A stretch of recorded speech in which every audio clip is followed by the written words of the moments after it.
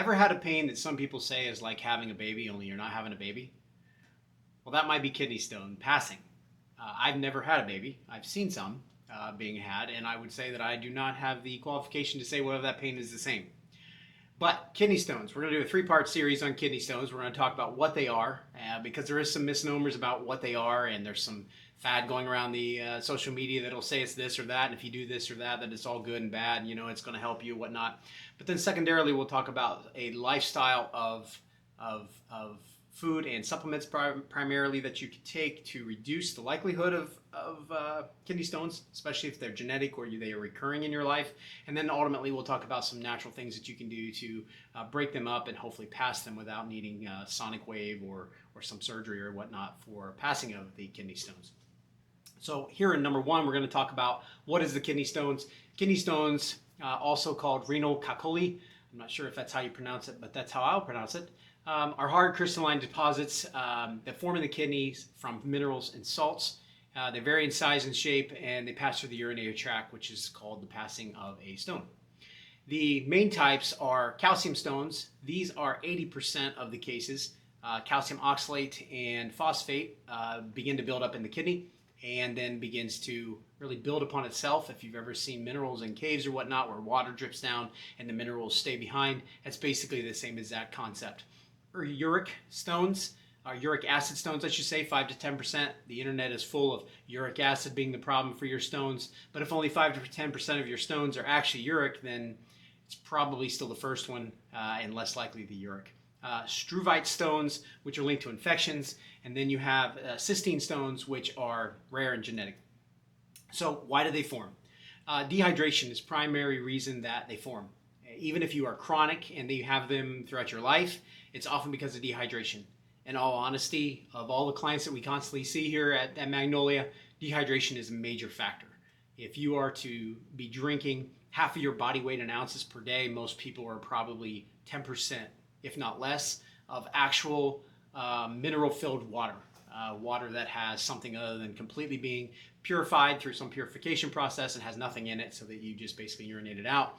But dehydration is a major factor in a tremendous amount of the clients we see, not just in kidney stones, but it's a major factor in kidney stones.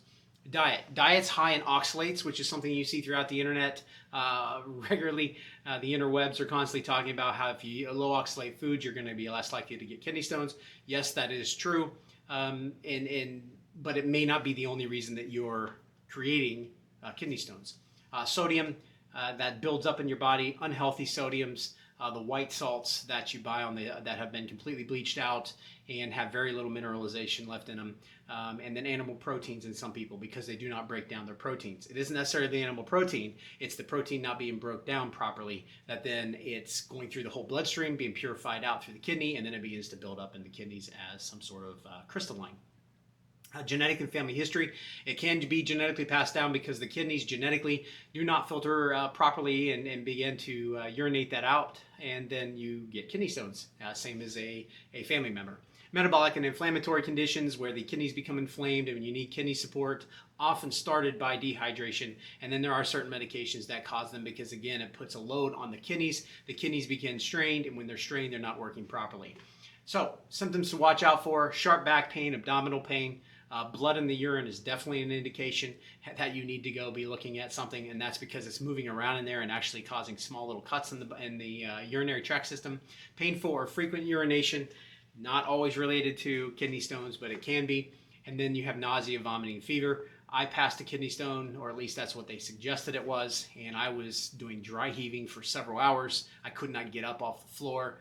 I had abdominal pain, and then basically I believe I had dehydrated myself to the point of my kidneys weren't properly working, and I produced some sort of stone that actually passed. I did go to the hospital in the emergency room, and then it was basically over when I got there. They did fill me with a lot of saline, and it was extremely painful. It was very discomforting. I was unable to move for several hours, barely able to make a phone call.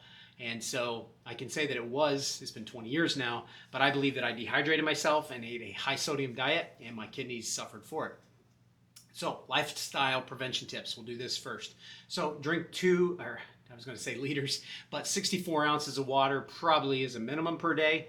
And then up to 120 ounces of water is not bad. Forget the whole 8 glasses a day. What's the size of the glass? How many ounces in the glass? Purified water only from your Berkeys or your Pure Wells or reverse osmosis systems under your sink. If you drink only that type of water, then you're not getting any minerals into your body, so you're actually just going to be peeing a lot of it out. It is still hydration and hydrating the body, but you need to be mineralizing some of the water that you drink, at least half of the water you drink, at a minimum a quarter of the water you drink with an electrolyte mixture, or having a mineralization back into your water so that you're able to have the proper minerals in your urination, so that you're not just peeing out liquid. Because people will drink the purified water and then pee all the time, but it's because there's not much in the body, not much that the body can actually use. Use kidney-friendly teas. If you're chronic, you can do dandelion teas. You can do nettle leaf teas. Nettle is very nourishing to the kidneys, and then parsley also. These would be teas, something you would drink. It basically goes quickly into the system, into the blood, and then actually nourishes the kidneys and supports them. Exercise regularly to improve circulation throughout the body. Blood circulation keeps the kidneys healthy and able to function. And if you have poor blood circulation, the kidneys often fail or they begin to struggle. And then manage your stress with breathing, stretching techniques, mindfulness. Stress, as we've talked about at length here at Magnolia, is a key indicator of many things. So that's what kidney stones are, what they could be if you have them. And in the next 2 videos, we're going to talk about how to minimize the likelihood of continuing to get them, not just lifestyle changes, and then also how to break them up if you do have them.